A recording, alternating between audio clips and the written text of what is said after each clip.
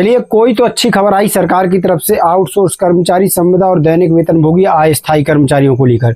जी हां दोस्तों, सरकार की तरफ से एक बहुत बढ़िया खबर आई है। आपको बता दें, इस साल जो आपके ईपीएफ पीएफ का पैसा है वो 15 जुलाई तक मिल जाएगा। जी हां दोस्तों, आपको बता दें, आज जैसा कि आप जानते हैं 11 जुलाई है, 15 जुलाई तक ये पैसा आपके खाते में जमा हो जाएगा। अब सबसे बड़ा सवाल यहाँ पर यह है कि कई हमारे आउटसोर्स कर्मचारी भाई कहते हैं कि क्या आउटसोर्स, संविदा, दैनिक वेतनभोगी या अस्थायी कर्मचारियों को ये ईपीएफ का पैसा मिलेगा या नहीं मिलेगा। तो आज के वीडियो में क्लियर मैं आपको बता दूंगा। साथ में बहुत से कर्मचारी भाइयों का ये भी प्रश्न रहता है कि ये ईपीएफ का पैसा हम चेक कैसे कर सकते हैं। तो आपको बता दें, सरकार ने इसमें बहुत बड़े बदलाव करते हुए इसको बहुत ही आसान कर दिया है। आप अपने मोबाइल या कंप्यूटर से मात्र 2 मिनट में आपके ईपीएफ या पीएफ का पैसा कितना आपके खाते में डला हुआ है चेक कर सकते हैं, कितनी ब्याज आई वो भी चेक कर सकते हैं। और यहाँ पर एक बात और बता दूं, आप अपने ईपीएफ या पीएफ का पैसा 75% तक निकाल सकते हैं। पहले इसमें 15 कैटेगरी थी जब आप निकाल सकते थे, लेकिन अब सरकार ने घटाकर इनको 3 कैटेगरी में बदल दिया है और बहुत आसान कर दिया है। अब पीएफ का या ईपीएफ का पैसा 75% निकालने के लिए आपको बहुत ज़्यादा परेशान होने की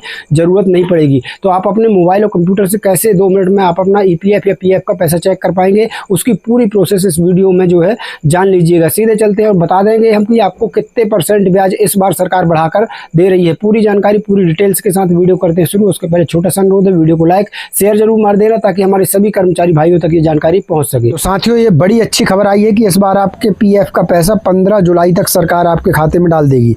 प्राय हर साल ये पैसा जो है अक्टूबर या नवंबर में डलता था, इस बार सरकार आपके खाते में पहले ही डाल देगी। लेकिन यहाँ पर तो आउटसोर्स और संविदा, दैनिक वेतनभोगी कर्मचारियों का सवाल ये है कि उनको मिलेगा या नहीं, क्योंकि ज़्यादातर कर्मचारियों का ये सवाल है कि पता नहीं आउटसोर्स कर्मचारी, हमारे संविदा कर्मचारी, दैनिक वेतनभोगी और जितने भी अस्थायी कर्मचारी हैं उनको मिलता है या नहीं। तो आज आपके सभी डाउट इस वीडियो में मैं क्लियर कर दूंगा। यहाँ पर आपको मैं बता दूं, आप अपने मोबाइल से खुद चेक कर सकते हैं 15 जुलाई के बाद कि आपके पीएफ का, ईपीएफ का पैसा आपके खाते में जमा किया गया या नहीं किया गया है। तो आप अपने मोबाइल से, कंप्यूटर से कैसे चेक कर पाएंगे वो भी मैं आपको बता दूंगा।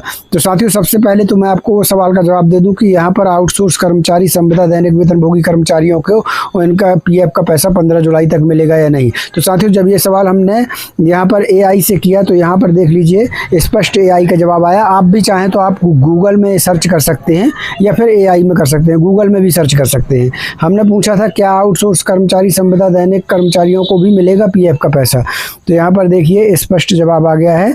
यहाँ पर सबसे पहले तो ये जान लीजिए, हाँ, अगर आउटसोर्स, संविदा या दैनिक वेतनभोगी कर्मचारी का ईपीएफ या पीएफ नियमित रूप से कटता है और उसका ईपीएफ खाता सक्रिय है तो उन्हें भी वित्त वर्ष 2025-26 का 8.25% वार्षिक ब्याज मिलेगा। यह लाभ नौकरी के प्रकार पर नहीं बल्कि ईपीएफ सदस्यता और खाते में जमा पीएफ पर निर्भर करता है। आपको बता दें, इस बार सरकार 8.25% जो है ब्याज दे रही है, जो कि बढ़कर दे रही है। यहाँ पर देख लीजिए, यदि किसी आउटसोर्स या संविदा कर्मचारी का पीएफ हर महीने वेतन से कटता है, नियोक्ता एजेंसी ईपीएफओ में जमा करती है और ईपीएफ खाता सक्रिय है तो उसके खाते में भी ब्याज जमा किया जाएगा। अगर किसी कर्मचारी का पीएफ कटता ही नहीं है, यदि मान लो आप किसी भी प्रकार के कर्मचारी हो, अगर आपका पीएफ नहीं कटता है तो या फिर जमा नहीं किया जाता है तो उस अवधि के लिए ब्याज भी नहीं मिलेगा और आपको ये पीएफ का पैसा भी नहीं मिलेगा। ईपीएफओ के नियमों के अनुसार यदि नियोक्ता पीएफ जमा करने में देर करता है तो वसूली होने के बाद भी सदस्य को उसके देय महीनों का पूरा ब्याज मिलता है। कुल मिलाकर यहाँ समझ लीजिए कि अगर आपका ईपीएफ कटता है, पीएफ कटता है तो फिर आपको भी ये 15 जुलाई तक इसका पैसा मिल जाएगा। अब चलिए, अब आपको बताते हैं पूरी बात। तो यहाँ पर देख लीजिए, ये बड़े अखबार ने, यहाँ पर देख सकते हैं, ये बड़े अखबार ने पूरी खबर चलाई है। और ज़्यादातर आप जो, जिसको लगता है कि ये गलत जानकारी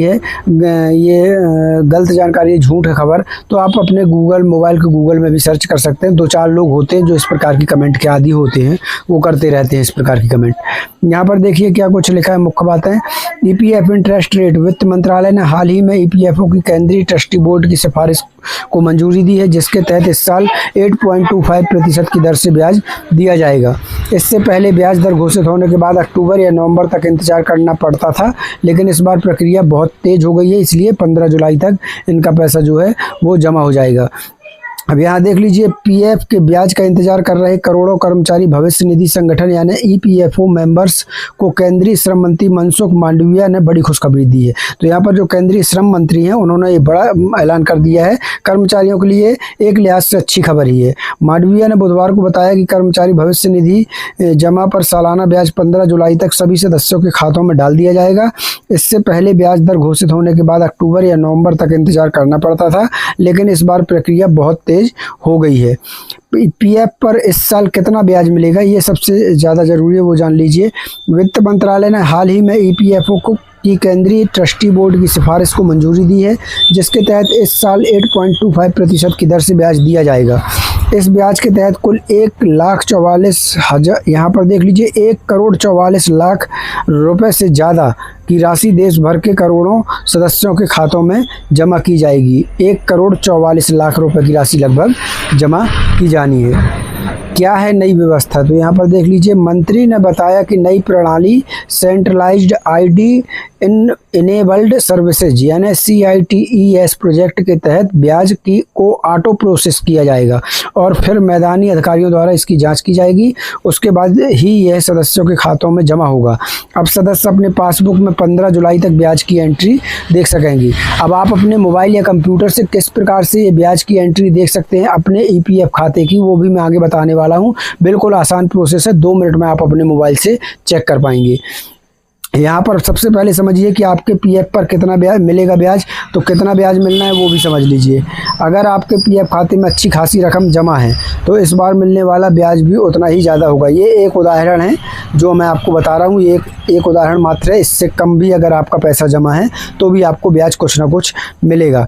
एक उदाहरण के तौर पर यहाँ बताया गया है कि अगर 5 लाख आपका जमा है तो फिर आपको लगभग 41,250 रुपये ब्याज के मिलेंगे, यानी ब्याज के बाद कुल बैलेंस आपका 5,41,250 हो जाएगा। 10 लाख में कितना मिलेगा, 82,500। 15 लाख में 1,23,750 रुपये ब्याज के तौर पर मिलेंगे। तो ये एक उदाहरण है। किसी का 1,50,000 भी अगर है तो उस पर भी 8.25% के हिसाब से ब्याज मिलने वाला है। ये मात्र 5 लाख एक उदाहरण है। किसी का 50,000 है, किसी का 1 लाख है, तो उनको भी ब्याज मिलेगा। और वो कैसे अपने मोबाइल या कंप्यूटर से चेक कर पाएंगे वो भी आगे मैं बता दूंगा। तो यहाँ पर देख लीजिए, पीएफ निकालना पहले से आसान कैसे हुआ। तो ईपीएफओ यहाँ पर देखिए पहले से आसान। अब सबसे बड़ी बात ये भी है कि आप पीएफ का पैसा निकाल सकते हैं। जी हाँ, 75% तक जो है पीएफ का पैसा अब आप आसानी से निकाल सकते हैं। कैसे निकलेगा वो भी देख लीजिए। ईपीएफओ ने सिर्फ ब्याज को लेकर ही नहीं बल्कि पीएफ निकासी की प्रक्रिया भी आसान कर दी है। पहले आंशिक निकासी के लिए आवेदन करते समय 13 अलग अलग कैटेगरी में से कारण चुनना पड़ता था। अब इन्हें घटाकर सिर्फ 3 बड़ी कैटेगरी शामिल कर दिया गया है। 3 बड़ी कैटेगरी कौन कौन सी वो देख लीजिए। जरूरी ज़रूरत है, जैसे इलाज, कोई बीमार हो गया उसके इलाज के लिए, बच्चों की पढ़ाई के लिए, और घर में अगर कोई शादी वगैरह है तो उसके खर्च के लिए। हाउसिंग की जुड़ी ज़रूरतों से भी, यानी घर अगर मरम्मत करवाना है, नया बनवाना है तो उससे उस ज़रूरत में भी आप इस पीएफ का पैसा निकाल पाएंगे। विशेष परिस्थितियों में भी निकाल सकते हैं। इस बदलाव से आवेदन करना आसान होगा और प्रक्रिया भी पहले से सरल बनेगी। अब यहाँ देख लीजिए, घर बैठे आप कैसे, सबसे मुख्य बात कि आप अपने मोबाइल या कंप्यूटर से घर बैठे कैसे चेक कर सकते हैं कि आपके ईपीएफ पर बैलेंस कितना है, आपका जो 15 जुलाई को ब्याज आना है वो आया या नहीं। तो आप कैसे चेक करेंगे वो भी देख लीजिए। अगर आप जानना चाहते हैं कि आपके खाते में ब्याज आया है या नहीं तो ये आसान स्टेप फॉलो करें। बिल्कुल बहुत सरल भाषा में बता दूंगा। यहाँ पर देखिए, ईपीएफ बैलेंस चेक करने का तरीका। सबसे पहले आपको ईपीएफओ, यहाँ देख लीजिए, ईपीएफओ मेंबर पासबुक पोर्टल पर जाएं। तो आप अपने मोबाइल या कंप्यूटर में गूगल सर्च कर सकते हैं। गूगल में सर्च करिएगा ईपीएफओ मेंबर पासबुक, या आप पोर्टल पर जा सकते हैं। तो आपको सिंपल से गूगल में सर्च करना है ईपीएफओ पासबुक पोर्टल, इतना आप सर्च कर दीजिएगा। जैसे ही सर्च करेंगे वहाँ ईपीएफओ का जो पोर्टल है, जो वेबसाइट लिंक है वो आ जाएगी। उस पर आपको ईपीएफओ मेंबर या पासबुक पोर्टल पर आपको क्लिक कर देना है। जैसे ही लिंक में दिखे कि ईपीएफओ मेंबर पासबुक लिखा हुआ है उस पर आप क्लिक कर दीजिए। क्लिक करने के बाद आप आपका जो यूएएन नंबर होता है है पासवर्ड और कैप्चा, वहाँ पर खुद जैसे ही क्लिक करेंगे तो आपको अपना यूएन नंबर डालना है, दूसरे वाले ऑप्शन में पासवर्ड डालना है और फिर लास्ट में कैप्चा भरकर लॉगिन पर क्लिक कर देना है। लॉगिन पर जैसे ही क्लिक करेंगे तो आपके आधार से जुड़े मोबाइल नंबर पर एक ओटीपी आ जाएगा। तो जैसे ही आप अपने मोबाइल या कंप्यूटर से जो है आधार जैसे ही लॉगिन करेंगे तो आपके मोबाइल या कंप्यूटर में जो है जिसमें भी आपकी सिम डली होगी आधार से जुड़े मोबाइल नंबर पर एक ओटीपी आएगी। ओटीपी डाल को आपको वेरिफिकेशन कर देना है। इसके बाद वहाँ पर एक ऑप्शन देखने को मिलेगा आपको व्यू पासबुक का। व्यू पासबुक पर आपको क्लिक करना है।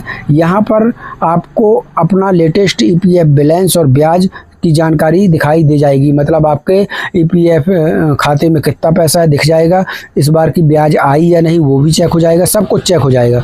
तो इस आसान प्रोसेस से आप जो है ये सब कुछ बड़ी ही आसानी से चेक कर पाएंगे। तो साथियों आशा करता हूँ वीडियो पसंद आया होगा। वीडियो पसंद आए तो वीडियो को लाइक और शेयर जरूर कर दीजिएगा। मिलते हैं नई वीडियो में नई जानकारी के साथ, तब तक के लिए धन्यवाद। जय भारत, जय हिंद।